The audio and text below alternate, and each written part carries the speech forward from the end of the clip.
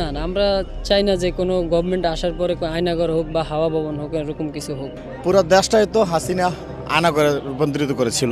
প্রতিটা স্মৃতি যে মনে করা দিচ্ছে আমাদেরকে যে আমাদের সন্তানরা কিভাবে জীবন দিয়েছে, এই স্মৃতিগুলো দেখতে আসছি। আসলে এই স্মৃতিগুলো দেখে নিজেকে বোঝাতে চাচ্ছি যে মানে কি বলবো, কি কত জালিম সরকারের এত আমলে যে কি পরিমাণ মানুষ কষ্টে ছিল। আমরা দেখতে যাচ্ছি যে আসলে আমাদের যে সন্তানগুলা, আমাদের ভাইগুলা বা আমাদের বাবাগুলা যে কত কষ্টে ছিল, এটা দেখার জন্য যাচ্ছি আমরা আর কি। আমার খুবই ভালো লেগেছে এবং প্রতিটা স্মৃতি যে মনে করা দিচ্ছে আমাদেরকে যে আমাদের সন্তানরা কিভাবে জীবন দিয়েছে, এই স্মৃতিগুলো দেখতে আসছি। আসলে এই স্মৃতিগুলো দেখে নিজেকে বোঝাতে চাচ্ছি যে মানে কি বলবো, কি কত জালিম সরকারের এত আমলে যে কি পরিমাণ মানুষ কষ্টে ছিল।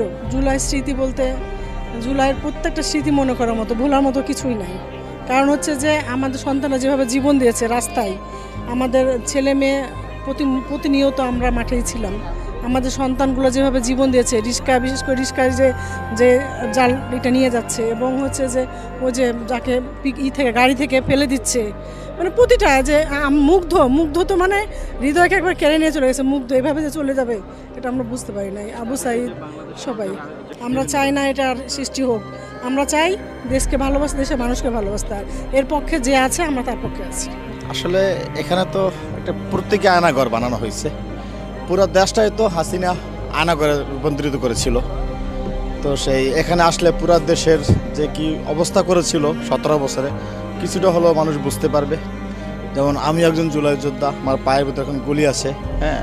তারপর আমি দেখতে এসেছি যে মানুষের আগ্রহ যে খুনি হাসিনা যা করেছে এটা জানার জন্য এখনও মানুষ মানে একেবারে উদ্গ্রীব হয়ে আছে যে পুরো দেশটাকে তিনি কীভাবে জুলুম নির্যাতন করে আয়নাঘরে রূপান্তরিত করেছে। এখানে গেলে মানুষ দেখতে পারবে বছরের পর বছর মানুষকে কীভাবে অতি গরমের ভিতরে খাবার দিয়ে না দিয়ে, পানি দিয়ে না দিয়ে, হ্যাঁ, অপবিত্র জায়গায় আটকে রেখেছে।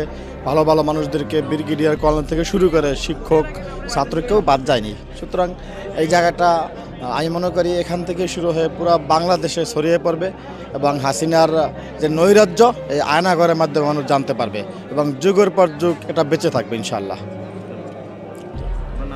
আমার নাম নেসারউদ্দিন নাইম, আমি একজন শিক্ষক, জুলাই যোদ্ধা, বনশ্রী রামপুরা।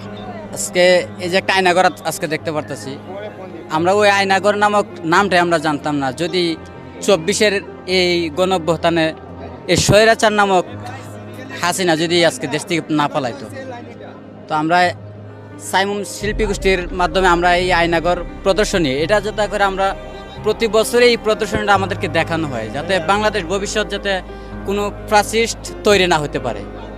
তো আমরা যাতে এই জিনিসটা সবসময় যাতে আমাদের চোখের সামনে ভাসে। জি, আসলে আমরা স্মৃতিগুলো ধারণ করার জন্য আসলে আসা। মূলত ফ্যাসিস্ট কীরকম হয়, মানে কীভাবে ফ্যাসিস্ট তৈরি হয় সে বিষয়গুলো একটু স্মৃতি ধারণ করার জন্য আয়নাঘর প্রদর্শন করার। বা জুলাই জাগরণে আসার কারণ হচ্ছে মানে বাচ্চাদেরকে নিয়ে আসার কারণ হচ্ছে মানে তাদেরকে কিছু দেখানো।